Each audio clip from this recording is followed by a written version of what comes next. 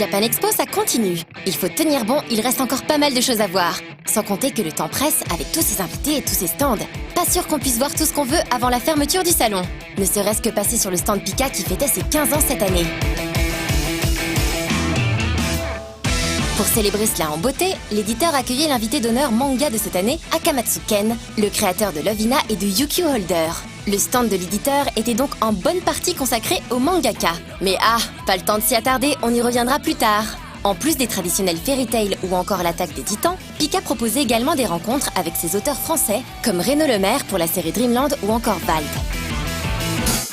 Delcourt disposait cette année encore d'un stand imposant, car le groupe accueille désormais 3 collections en son sein. Pierre Valls, directeur du label Delcourt Manga depuis début 2014, commence désormais à imprimer sa personnalité chez l'éditeur. J'ai repris le catalogue qui avait été fait par Akata. Donc en fait, au début, j'ai commencé à éditer les titres qui étaient dans le catalogue. J'ai pas pris beaucoup de nouveautés pour pouvoir avoir une sorte de continuité. Et là, petit à petit, il y a des nouveaux titres qui arrivent, comme par exemple Innocent, qui est sorti en mars, Rin qui sort en mai, et Yamada-kun de Seven Witch, qui lui sortira fin juin, je crois, pour fin juin, début juillet. Donc petit à petit, j'amène de nouvelles séries par rapport au catalogue Akata et des séries qui reflètent mes goûts, qui sont, comme vous pouvez le voir, assez éclectiques. Après avoir publié Innocent, un seinen torturé dont nous avions pu rencontrer l'auteur il y a quelques mois, Delcourt mettait cette fois en avant un titre shonen plus accessible, Yamada-kun and the Seven Witches, dessiné par une ancienne assistante de Mashima Hiro, Yoshikawa Miki. L'histoire, donc c'est en fait un jeune adolescent qui est un peu la racaille, le voyou du lycée, et qui un jour se retrouve dans le corps de la meilleure élève du lycée. Donc c'est le swap, le switch assez classique, sauf que là, ça renouvelle complètement le genre parce qu'en fait, ils peuvent swapper et déswapper et se retrouver dans leur corps au départ. Et derrière cette comédie pleine de rebondissements, il y a aussi une question un peu plus on va dire intéressante, c'est qu'on se rend compte qu'en changeant de corps, ils apprennent à se connaître eux-mêmes. C'est-à-dire qu'ils ont le regard des autres personnes sur eux. Le groupe Delcourt gère désormais la collection appelée auparavant Akata. Renommée Delcourt Manga, elle fait partie désormais de l'offre de Delcourt aux côtés de la collection Tonkam et de celle de Soleil. En plus de problématiques comme une offre numérique qu'il faut développer, malgré un attachement évident à l'édition physique, il faut donc diriger 3 collections différentes de front. Chaque collection, donc soit Tonkam, Soleil Manga ou Delcourt Manga, chaque collection a sa propre identité qui reflète un peu la personnalité des éditeurs. Il n'y a pas vraiment de compétition ou de choses comme ça. En fait, on travaille plutôt en synergie. Chacun recherche les titres qui les intéressent. Ensuite, on se réunit et on dit voilà, moi j'ai trouvé ça, qu'est-ce que tu en penses? Et en fait, après, il y a un échange qui se fait entre nous. Et parfois, il peut arriver que Pascal Lafine, chez Tonkam, me dise ah bah tiens, j'ai trouvé ce titre, mais je pense qu'il est plutôt pour toi, et inversement. Donc en fait, on se concerte en amont, on décide les titres que chacun va prendre, et ensuite on fait les offres aux éditeurs japonais. Alors, parfois on se dispute un peu. Sur un titre, on peut dire non, c'est moi qui le veux, il sera mieux chez moi. Mais bon, on se dispute entre nous, après on prend une décision, et donc finalement ça se passe plutôt bien, quoi. Le marché du manga est bien installé en France, il y a beaucoup de lecteurs, et à partir de là, c'est aux éditeurs à être malins et à trouver les bons titres et à faire que leurs titres se vendent bien, quoi. Un marché qui a tendance à se stabiliser par rapport aux années précédentes, qui accusait un certain recul, et une nouvelle dynamique chez Delcourt qui va permettre d'imprimer un peu de nouveauté chez l'éditeur. Moi, je vais apporter petit à petit des séries comme ça qui n'étaient pas très présentes chez Akata. Donc voilà, petit à petit, j'ai amené des séries comme ça, mais je veux garder aussi la ligne, garder la ligne seinen, qui était très bien chez ce qu'avaient fait Dominique et Bruno, ce que je trouve très bien. Il y avait des tas de bons titres. Donc je veux garder cette ligne de seinen, mais peut-être rajouter un petit peu plus de shonen ou de comédie, un petit peu comme celle-là, quoi. On va essayer de rajeunir un petit peu le lectorat, garder les seinen, garder les shoujo aussi, parce qu'il y avait une très bonne ligne shoujo auparavant. Donc voilà, moi je veux garder les fondamentaux et puis peut-être un petit peu rajeunir et ouvrir sur quelques genres, et notamment le shonen. L'an dernier, All the Anime ou Atanime proposait ses premiers titres. Après des départs un peu chahutés, l'éditeur propose un catalogue avec des titres qui font toujours chaud au cœur et dont on ne parle jamais assez. Kill la Kill, Gurren Lagann, Les ailes de Néamis. Une année donc qui a été mise à profit pour s'améliorer toujours plus. On a passé une année à récupérer des gens, construire une équipe, préparer les choses, voilà. On est très content du travail qui a été réalisé. On est très content des titres qu'on a et qu'on est en train de publier et qu'on va publier. C'est toujours aussi pas facile de produire des titres et de tenir des plannings et ça pose toujours un nombre innombrable de problèmes. Ça n'a pas changé malheureusement avec le temps. Mais c'est pas grave, c'est comme ça qu'on s'amuse.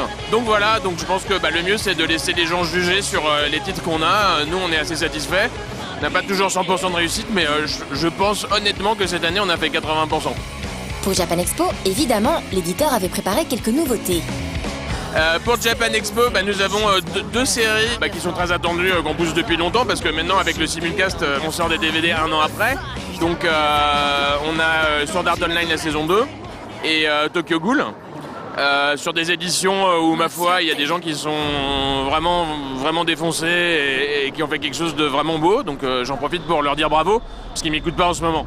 On a annoncé la sortie au cinéma de Miss Hokusai et d'une trilogie de 3 films de Project Ito de science-fiction qui promettent beaucoup. On pousse notre nouveau festival Paris Loves Anime où tous les mois on essaie de faire un film si possible en avant-première ou proche du Japon au Grand Rex. Miss Hokusai est le film le plus récent du réalisateur Hara Keiichi, à qui l'on doit déjà Un été avec Ku et Colorful. Il est reparti du festival d'Annecy 2015 avec le prix du jury. Autant dire que sa sortie début septembre est attendue de pied ferme. En fait, moi j'ai qu'une chose à dire sur ce film. Regarder ce film, c'est avoir envie de remonter dans le temps, dans Tokyo, à l'ère d'Edo et vivre là-bas pendant quelques jours. C'est vraiment ça, l'effet que ça fait. C'est incroyable de beauté, mais de précision et surtout de décrire une vie le plus naturellement possible qu'on a envie de vivre. L'éditeur en profitait aussi pour s'écarter un petit peu de l'édition DVD et Blu-ray pour présenter un projet inédit. Là, on a annoncé quelque chose qui me tient beaucoup à cœur cette semaine. C'est la création d'un jeu de plateau de l'Attaque des Titans qu'on présente pour la première fois en prototype. Il est pas fini, mais il est jouable. Donc là, ils sont derrière le mur avec un titan colossal qui est en train de le casser, en train d'essayer de lutter contre le titan avec des dés, etc. Et c'est très important pour moi, pas que parce que c'est un jeu de l'Attaque des Titans, mais parce que c'est un jeu qui était conçu par des créateurs français connus, Ludovic Maublanc et Antoine Moza, pour ceux qui jouent au jeu de plateau. Et que c'est une étape où on apporte. Créer un jeu, c'est créer une mécanique, donc c'est ajouter des choses sur l'univers de l'Attaque des Titans. Et c'est très difficile de travailler sur le contenu au Japon, puisqu'il est fait entièrement pour les Japonais. Donc c'est un mode d'approche quand même pour rajouter quelque chose à un univers transmédia sans exploiter seulement ce qui a déjà existé. Et du coup, ça en fait un projet parfaitement passionnant, qu'on est en train de mener à bien, qu'on va sortir l'année prochaine, pas qu'en France d'ailleurs, c'est un jeu qui va avoir une sortie internationale. Le stand Taifu proposait un catalogue toujours aussi sulfureux, définitivement pas pour les enfants. Juste à côté, Ototo présentait entre autres les mangas de Spice & Wolf et Sword Art Online. C'est là qu'on pouvait rencontrer un nouvel éditeur, présent avec quelques surprises. Fab Édition, qui est une nouvelle maison d'édition spécialisée dans le light novel. Donc le light novel, c'est les romans jeunesse japonais. Et donc là, on a sorti nos 2 premiers romans très récemment, qui sont Sword Art Online et Spice & Wolf, donc qui viennent toujours de sortir. Alors c'est vrai qu'il y avait eu des essais qui avaient été tentés quelques années auparavant et ça n'a pas vraiment été concluant. Donc nous on a une approche assez différente en vraiment se focalisant sur le public fan qui attendait énormément les light novels, donc ces romans japonais, et tout en gardant un aspect grand public pour pouvoir attirer un maximum de personnes, donc à la fois les fans de light novel, de la culture japonaise, de manga, mais aussi le lecteur plus classique de romans. On sait qu'en France, voilà, il y a des très grands lecteurs, on a une culture du roman et de la lecture, donc on sait qu'il y avait un marché pour ça. Et donc c'est vrai qu'on s'y est lancé avec beaucoup d'espoir, beaucoup d'attentes, notamment autour de la fanbase qui est très grande et très virulente sur Internet. Donc on sait qu'il y avait une très grosse attente. Et donc on va pas le cacher et dire que ce n'est pas difficile. Bien sûr que c'est difficile, mais nous on est passionnés, on aime ce qu'on fait, on a vraiment envie de développer le light novel en France. Et pour ça, on met tous les moyens qui nous sont disponibles pour y arriver. Japan Expo permet de croiser naturellement de nombreux invités japonais, mais aussi des auteurs français ayant suivi tout type de parcours, que ce soit des artistes venus du milieu du fanzina ou ayant roulé leur boss autrement. Ce qui est certain, c'est que désormais les influences sont intégrées et parfois sont dépassées. Si les accidents de parcours du style manga ornent encore parfois malheureusement les murs du métro ou une aire d'autoroute, une génération de dessinateurs ne se force plus à ressembler à du manga. Ils font naturellement ce qu'ils ont envie de faire, avec un public également plus enclin à accepter ces formes métissées de bande dessinée. Du côté d'Ankama, un auteur jeunesse profitait du salon pour présenter son spin-off tout mignon de l'univers de Dofus. Ça parle des familiers dans Dofus, donc les petits animaux qui accompagnent les joueurs. Et donc l'histoire, c'est une petite mamie, qui s'appelle Mémé tout simplement, qui accueille les familiers blessés et abandonnés dans son refuge. Et en fait, elle s'en occupe tellement bien que les familiers ne veulent plus partir en fait.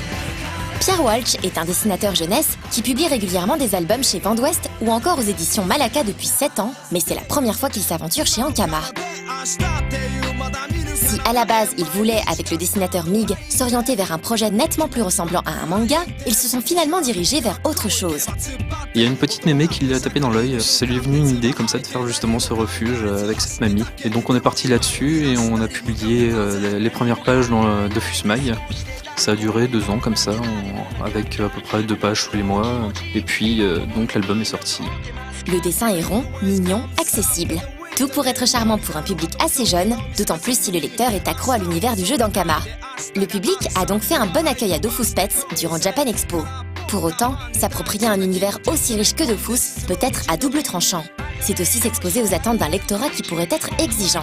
Il y a le petit côté pression de l'univers Dofus où personnellement en plus je suis un gros noob, donc il y a toute la pression de tous les fans et des milliers de joueurs derrière effectivement, et après il y a la chance de justement avoir tous ces joueurs et tous ces lecteurs déjà acquis à la cause Ankama et Dofus. Donc c'est vrai qu'on sait qu'il va y avoir des lecteurs, mais on sait qu'il ne faut pas les décevoir non plus. Donc.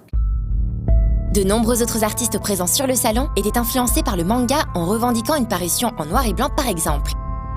Glénat, entre un chapeau de paille, des zombies et des ghouls tokyoïtes, présentait aussi sur son stand une auteure française. Vanra est une artiste autodidacte avec une certaine bouteille. Elle présentait sa série Stray Dogs. Très à l'aise, elle parle avec passion de ce qu'elle fait et de son parcours atypique. De cartooniste Toulon aux États-Unis, elle présente depuis très longtemps au public son travail dans le milieu du fanzina dans un premier temps. Elle a tout d'abord été inspirée par les comics américains. Moi, au tout départ, je suis une artiste qui dessinait que du comics. Alors le truc bien comics, hein, machin, avec les collants et tout, très comics. D'ailleurs, on le voit, je pense, dans mes ancrages, etc. Et dans le cadrage, il y a la partie comics dessous. Après, moi, j'ai découvert le manga donc plutôt sur le tard, vraiment sur le tard quand j'étais au lycée. Je qualifierais mon style d'un petit peu hybride. Je suis une artiste assez égoïste dans le sens où je mets toujours dans mes histoires, même dans mon style, uniquement ce qui me plaît. Soit chez les autres, soit dans ce que j'ai vu, dans ce que j'ai vécu, etc. Donc dans mon style graphique, j'ai mis donc beaucoup d'éléments comics et les quelques rares éléments manga que j'aimais bien justement dans le genre. Dans Stray Dogs, la dessinatrice revisite le mythe de la bête du Gévaudan en mettant en scène les Lycans et plus particulièrement Toru, un monstre maudit qui combat dans des arènes clandestines qui va croiser le chemin d'Aki, une jeune orpheline. Stray Dogs, c'est une série qui existe depuis 8 ans. Je l'ai montée il y a 8 ans. Donc c'était un fanzine au départ que j'ai proposé au public. Et puis comme ça plaisait énormément aux gens, il y a beaucoup de personnes qui me lisaient, qui m'ont dit t'as qu'à proposer un éditeur, franchement, t'as un bon coup de crayon, il y a beaucoup de gens qui connaissent cette série. Si elle a un retour de son public plutôt positif, elle essuie d'abord beaucoup de refus de la part des éditeurs. Le seul souci, c'est que personne ne me disait vraiment pourquoi je ne voulais pas la prendre en compte. Donc à partir de là, ce que j'ai fait, c'est que je l'ai mis en ligne sur un site, un éditeur libre américain qui proposait donc une sorte de tremplin. Et l'intérêt, c'est que les lecteurs pouvaient poster des commentaires, etc. Et puis moi, je voulais vraiment savoir parce que sur Internet, les personnes, elles sont assez cash dans leur réponse. Je voulais qu'on me dise qu'est-ce qui n'allait pas avec mon histoire. Donc j'ai proposé ça en 2011 sur le site de Ink Blazers. Et en 3 mois, Stray Dogs est devenu meilleure série US, manga US, et ceci durant 3 ans. Donc à partir de là, je me suis dit, ma foi, ça plaît là aussi. Je suis venue avec tout ça, et là, à nouveau, j'ai démarché donc, les éditeurs. Elle revient donc à la charge avec une belle notoriété sur le net et un public qui a changé. Après 8 ans de travail sur sa série, elle commence désormais à publier la version définitive de son histoire chez Glénat. C'est une série sur laquelle je bosse depuis 2011, donc là j'en suis au volume 4. Simplement, ce que j'ai fait, c'est que sur Internet, donc sur le site de Ink Blazers, je proposais uniquement des pages brouillons. Donc en plus, la série avait une très bonne audience, avec juste des pages brouillons, c'est-à-dire pas finies, avec des défauts de proportion énormes, c'est du premier jet quoi. Et du coup, finalement, donc là, au niveau des volumes, moi j'en suis au niveau du volume 4. Bien sûr, il faudra faire des corrections, etc. Mais bon, là, j'attaque le volume 4. Après, chez Glénat, donc je propose les pages corrigées. Donc il faut que je me réattarde sur chaque volume pour vraiment apporter, encore une fois, les corrections au niveau des dessins, au niveau des dialogues, etc.